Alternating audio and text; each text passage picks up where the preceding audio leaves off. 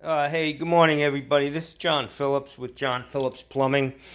I've been wanting to do a video on how to properly set a closet flange. I see a lot of videos online about broken flanges, and almost everyone I see, the closet flange is not set in the right position. So I want to just explain how I was taught when I came up in the trade, and I've been doing it the same way ever since. There's a bunch of flanges on the market. You can see that this edge here is very thick. Some of them are pretty thin, so you want to start out buying a good flange, a heavy duty flange. This actually is what's called a 4x3 closet flange without the knockout. They do sell these things with a plug in it, but unfortunately, guys knock them out and it ends up down in the pipe, pieces of it, and you end up with a stoppage. I do a lot of camera work, and I found many pieces of PVC down in the pipe. That was the reason why the house stopped up. So I always buy the flange without the knockout. You end up with a nice clean surface here to flush into. I always, in all of the houses I built, I always use the 4x3 closet bend, which you come up out of the slab. Most of the houses down here are slab houses in Florida, but I did a lot of two-story houses, and I always used 4-inch riser for the toilet, unless because of trussing or whatever, I just couldn't do it. I mean, at a last resort, I would run 3-inch into the inside of this. The outside fits right down into 4-inch pipe.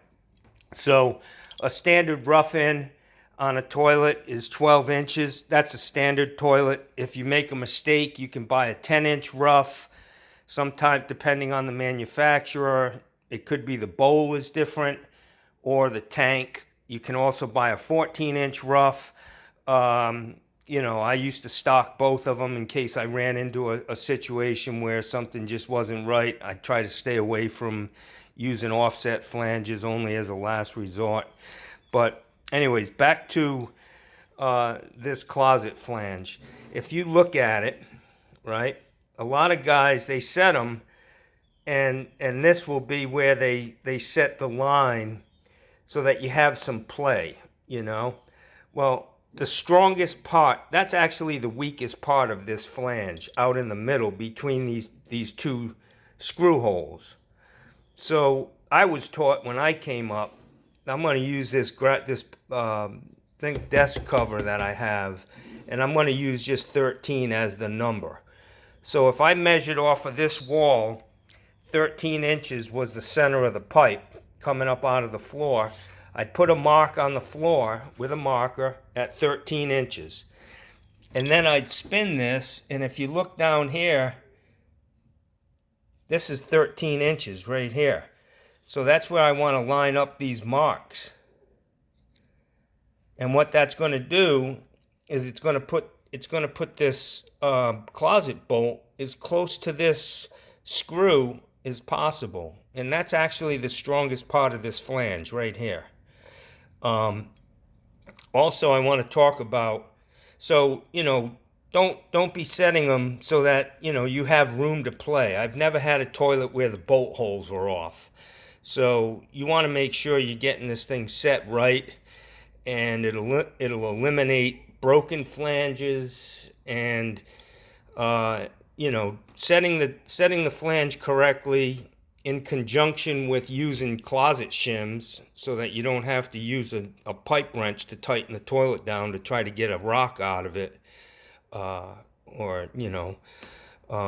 that's not going to work anyways. You can tighten it down till the cows come home, and it's going to continue to rock until you shim it. So anyways, this is how I set a flange. I make sure that my bolts are coming up at the strongest part. When you're doing new construction down here, there's a lot of debate about, should these things be set on tile or, on the subfloor. This is a pretty thick flange. And down here in Sarasota, Florida, we have to, it's code that this thing gets screwed to the floor, and the plumbing inspector wants to see that. He wants to see that you tap conned it to the floor. So what I did building houses was I would set the flange the way I'm showing you right now so that the bolts will come up in the strongest part of the flange. And then I would tape it with duct tape over the top and leave it running long around the outside. And then I would trim it close right around the edge with a razor knife. And then you could just push your fingers down and see where these holes are. And I'd drive a tap con with a washer down into those holes. And when the plumbing inspector came by, he could see that the flange was tap con down to the floor. And I always bought an SOS waste. It's an oversized wax ring in case they went with some crazy tile. But that's usually not the case. I mean, this flange is about as thick as the tile's going to get. Unless it's like marble or something, and you may get away with not putting the flanges on that, and the plumbing inspector would understand. But another thing I want to show you is I just recently, for the whole time I've been in business for 25 years, I've been plumbing for 33 years, and I use these Super Pro bolts my whole career. And just recently, a kid who worked for me, he's not a kid anymore, but anyways, he told me that he uses these plastic nylon bolts for toilets. And I've noticed in the last couple of years that these brass bolts, they're like $5 a pack. And they're not coming completely brass anymore. They used to have brass nuts, washers, everything. Now they're coming with chrome washers and chrome nuts, which I'm concerned about electrolysis. And are these things going to be a pain in the ass to get off down the road? So I gave these guys a try. These nylon bolts. They're like 65 cents a pack. And I'll tell you what, man. I wish I would have done it a long time ago. I just want to show you something. Hang on.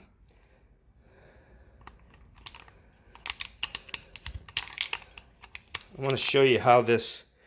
See how that fits in the bottom underneath the flange?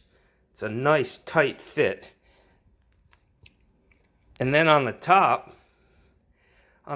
it's square, and it really doesn't move. I mean, it sits on the floor nice and straight. It's not wobbling around. It makes setting the toilet easier.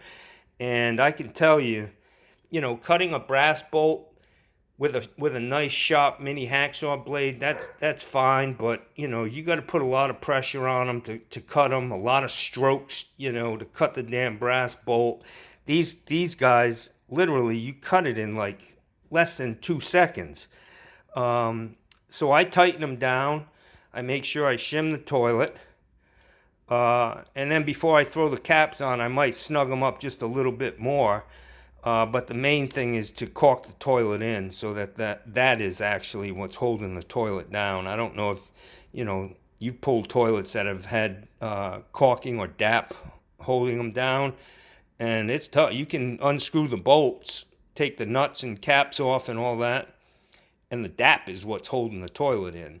So, I just wanted to share this with you. This is the strongest part of this flange. The proximity to that hole right there makes all the difference in the world. If this bolt were down here, especially if it was brass and the toilet was rocking, you're not using shims, you're going to bend this thing up on a cheaper flange. This is a pretty heavy-duty flange. You'll probably break the toilet if you try to tighten a rock out of the toilet. But anyways, this is really how you want to be in this area. Give yourself a little bit of play for some movement, but that's where you want to be with a closet flange. And yeah, it's a little pet peeve of mine. I always taught my guys that worked for me. I hired a lot of guys who had absolutely no experience, and I always promised them that they would know how to plumb a house from start to finish within a year. And and they did. And at least 4 or 5 of them own their own businesses now.